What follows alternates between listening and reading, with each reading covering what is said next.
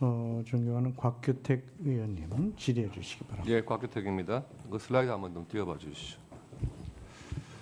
그 후보자께서 어제부터 그리고 민주당 의원님들께서도 계속해서 뭐가 설명됐다, 해명됐다 말씀하셨는데 지금 후보자님 말 외에는 아무것도 해명된 게 없습니다.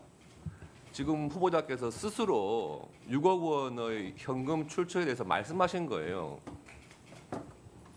2억 원 정도 장모님한테 생활비 보조받았다. 그것도 좀 어저께 처음 말씀하신 거고요. 출판 기념회 2번 해가지고 현금 2억 5천 정도 받았다. 그것도 어제 금액을 처음 말씀하신 겁니다. 그리고 빙부상 1억 6천. 그래서 지금 6억을 맞추신 거예요. 그런데 현금이란 특성상 알 수가 없는 겁니다. 자료가 없어요. 후보자님. 지금 말씀하신 것 외에 뭐 어느 때 얼마 받았다 이거 지금 자료 제출하신 적은 없잖아요. 근데 유일하게 특이하게도 후보자 스스로 청문 자료에 스스로 부처가 제출한 자료가 있어요. 그게 2018년 4월 달에 금전 소비 대차 계약서가 이렇게 쭉 붙어서 왔습니다. 왔는데 총 11명한테서 1억 4천을 빌린 걸로 돼 있어요. 그리고 그중에서 9명에 대한 것은 같은 날 1,000만 원씩 이렇게 빌린 걸로 돼 있고 차용증의 양식도 똑같은 양식입니다. 그런데 그 차용증 같은 날 9명 중에서 보면은 강북구 거주, 노원구, 구로구, 성동구 이런 데 거주하시고 주소지가 불명인 분도 4분이고요. 그리고 한 분은 또 정읍에 전북 정읍에 거주하고 계세요. 후보자께서 이에 대해서 뭐라 했냐면 치솟는 세금 문제를 해결하기 위해서 같은 날 같은 조건으로 동시에 1,000만 원씩 일시에 빌리기로 결심했고 최근에 은행 대출을 일으켜서 사적 채무를 청산했다 이렇게 말씀하셨습니다. 맞죠? 네, 그런데 그렇습니다. 원래 채무 관계라고 하는 게 빌릴 사람이 결심한다고 해가지고 탁 빌릴 수 있는 게 아니잖아요. 이거는 같은 날 빌려줄 사람들이 빌려주기로 결심을 한 거예요. 이날 같이 모여서 차용증 받고 1,000만 원씩 주자 이렇게 결심을 한 겁니다. 이 9명의 같은 날 1,000만 원씩 빌려줬다고 한 9명에 대해서 후보자께서 개인적으로 다 친분이 있으신 분인가요? 대부분 친분이 있습니다. 대부분. 그러면 모르시는 분도 있나요? 이날 처음 차용증 받으신 분도 있습니까? 그 중에 한 분이 아마 그 중에 한 분의 부인으로 되어 있는 것으로 제가 알고 있습니다. 예. 근데 이분들의 관계를 보면요, 이 핵심에 강신성 씨가 있는 것 같아요. 강신성 씨는 이 9명이 같은 날 차용증 쓴 날 말고 조금 뒤인 같은 해 4월 11일, 4월 23일 이렇게 2천만 원씩 빌려준단 말이에요, 후보자한테. 그렇게 해가지고 관계를 보니까 강신성 씨 회사에서 감사로 근무한 분이 계시고 전북 정읍입니다. 계시고 그리고 강신성 씨 회사에 거액을 대출해줬던 분도 계시고 이래요. 정모 씨 이런 분은. 그러니까 아마도 친분 관계가 있다면 강신성 씨를 통해서 알게 되신 분이거나 강신성 씨와 함께 친분이 있는 분이거나 이러신 것 같아요. 그런데 이에 대해서 그때 후보자께서 뭐라고 SNS에 올렸냐 하면 그때 이자를 후하게 쳐줬다 이렇게 말씀하셨단 말이에요. 그런데 차용증상에는 연 2.5%의 이자예요. 차용증을 믿는다 하더라도 후한 이자는 아닌 것 같아요. 그런데 이 상환 기간 5년 동안 차용을 했는데 5년 동안에 전혀 뭐 이자라든지 원금 상환 내역은 없고요. 그 상환 기간 2년을 지나가지고 7년 만에 이번에 총리 인준 지명받으신 다음에 한꺼번에 상환하셨다는 겁니다. 이 차용증의 이런 성격이라든지 모양상 상식적으로 본다면 이것을 9명이 모여가지고 한꺼번에 차용증을 받았나? 아니면은 같은 날 막 돌면서 후보자가 그렇게 받았나? 좀 모양이 이상하잖아요. 그래서 마지막으로 후보자께서 지명된 다음에 대출을 받아가지고 나는 갚았다 이렇게 말씀하시니까 그 2025년 금년도 자료겠죠.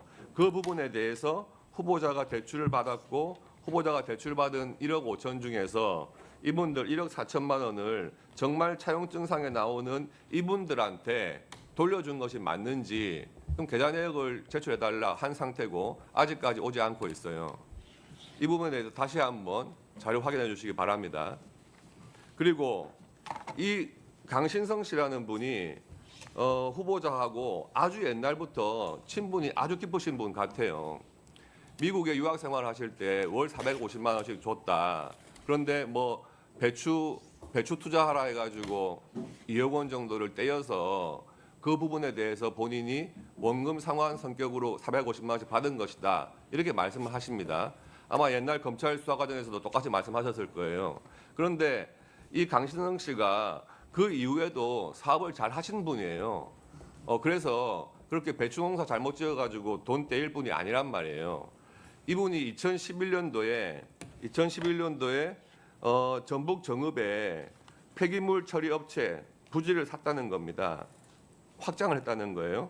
그런데 사자마자 전북 정읍 시장인 김모 시장께서 그 시행사로 지정을 해줘요. 도시계획시설 시행사로 지정을 하면서 그 땅값이 엄청 올랐다는 겁니다. 예. 그러니까 지금 후보자가 배추 농사 투자했다가 못 받은 돈 2억 원 충분히 받을 수 있는 분 같아요. 그리고 2011년 그 무렵에 후보자께서 최고위원이셨어요. 그래서 이 전북 정읍시장 김모 씨의 유세 지원도 한번 갔습니다. 예, 그렇게 보도가 돼 있어요. 그러니까 뭐 이렇게 관계가 단절되거나 무관한 분이 아니란 말씀입니다. 이런 분을 증인으로 불러야 한다, 우리는.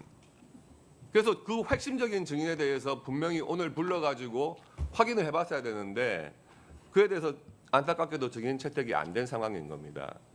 그러니까 지금 후보자의 말씀으로 하시는 증언 외에는 우리가 어떤 확인도 할 수가 없는 상황입니다. 신속하게 이 대출 정리하신 부분에 대해서 금융 자료, 본인 명의예요. 본인 명의니까 꼭 제출해 주시기 바랍니다. 이상입니다. 네, 다양한 말씀을 해주셨는데 결론은 강신성 씨가 하는 사업 중 저와는 무관한 부분에 대한 여러 가지 설명이나 묘사를 해주셔서 그에 대해서 제가 설명드릴 부분은 없다고 생각되고 자료 요청한 부분에 있어서는 법과 규정, 과거에 있던 부분에 따라서 제가 제출해왔고 앞으로 그렇다 하는 말씀을 드렸고요.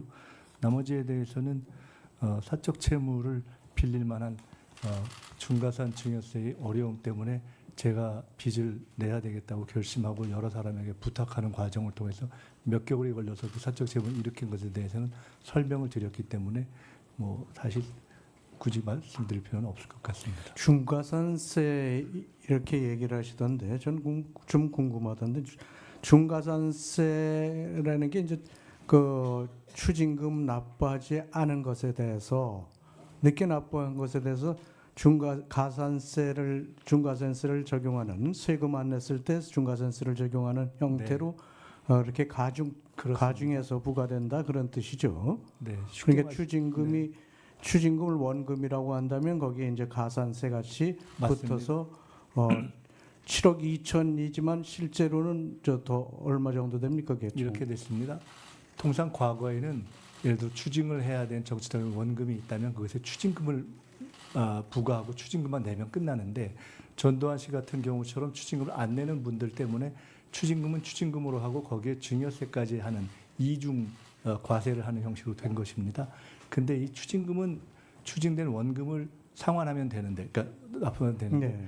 이 부분에 대해서 예를 들어 7억 2천의 경우에 처음에 1억 2천이 증여세로 부과되었었는데 실제로 제가 마지막에 낸 것은 2억 1천을 결과적으로 냈습니다. 왜 그러냐면 1억 2천이 3개월인가 1개월이 지나면 매달 2% 3%씩 느니까 제가 대학 강의나 등등을 해서 예를 들어 500만 원을 갚아서 가령 3천만 원이 500만 원 2천만 원에 줄었다. 그럼 그 다음에 고개를 돌리면 그 다음에 그 2,800만 원이 돼 있고 3,100만 원이 돼 있어서 그래서 지금 아마 제가 빌리기 전 해에 7월인가에는 1억 7,800인가 올라가서 도저히 원 1억 2천에서 너무나 올라가고 감당할 수가 없어서 이것은 일시에 전액을 상환하지 않고서는 제가 그 뒤에 추징을 갚는 것도 일상인으로서의 생활을 하는 것도 불가능하다고 판단돼서 어쩔 수 없이 1억 4천의 사적 채무를 일으킨 것이고 그것을 유일하게 할 수 있는 방법이 당시에 저희 신용으로는 은행 대출이 안 되기 때문에 1,000만 원씩 저는 정치자금으로 다 해본 사람이기 때문에 제 주변에도 피해를 안 주기 위해서 1,000만 원씩 그나마 제일 가까운 아까 말씀처럼 제게 어떠한 정치적인 또는 제가 사업적인 전망도 없는 상태에서 그런 분들에게 차용증을 빌린 것이고 당연히 5년을 하고 못 갚을 수도 있다. 바로 5년 후에는. 왜냐하면 제가 추징을 갚아야 하기 때문에 갖고 나서 갚는다라고 하고 이자는 성실납부를 해왔고 최종적으로 결국은 추징을 다 갚은 후에 갚을 예정이었고 그렇게 갚게 된 것입니다. 그게 마지막에 1억 2천만 내면 되는데 1억 7천까지 2억 천을 냈습니다. 2억 천 9천만 원을 결과적으로는. 더 내신 네, 거네요. 그리고 그에 대해서는 그럼 미리 돈을 빌려서 먼저 갚아도 되는 걸 뭘 예, 그 9천만 원을 여전히 더 그 감사한 나라에 말씀인데. 보태줄 이유가 뭐가 네, 있습니까? 감사한 말씀인데 제가 그때 1억 2천을 신용을 낼 수 있는 상황은 아니었습니다. 아니 개인한테 빌리듯이 그때부터 이렇게 네, 그 가산되는 걸 제가 생각하면 부족해서, 예, 미리 미리 그렇게 무서운 세금인지는 했었더라면 몰랐습니다. 9천만 원을 좀 절약할 수 있지 않았나 그런 생각을 해봐서 그래서 제가 제가 질문을- 어머니의 집을 담보로 해서 당시 세무서에 이걸 어차피 어머니가 나중에 저한테 물려주실 생각이 있으시니 이거를 나중에 처리하는 것으로 하고 담보를 잡고 좀 분납하면 안 되겠습니까? 라고 당시 부산 수영세무서 이야기했는데 안 되더라고요. 그랬고 그래서 어쩔 수 없이 그건 갚아 나갈 수밖에 없었다. 그리고 대법원 판례에 의하면 이렇게 이중으로 낸 부분에 대해서는 사후에 돌려주는 일종의 사후적 경정 제도가 있습니다 하는 것을 제가 확인했습니다. 근데 제가 그 신청을 안 했습니다. 돌려받을 수 있었습니까?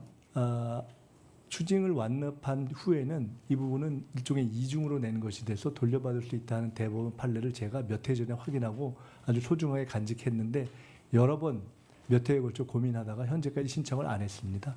제가 빚을 갚느냐고 고생했고 그렇게 또 대출까지 받아서 청산을 하는 과정에서 그런 것 자기 받을 수 있으면 최대한 받는 게 맞지 않나 그런 생각이 드는데요. 네, 죄송합니다. 네, 자 우리 곽기택 의원님 수고하셨고요. 다음은 존경하는 박선원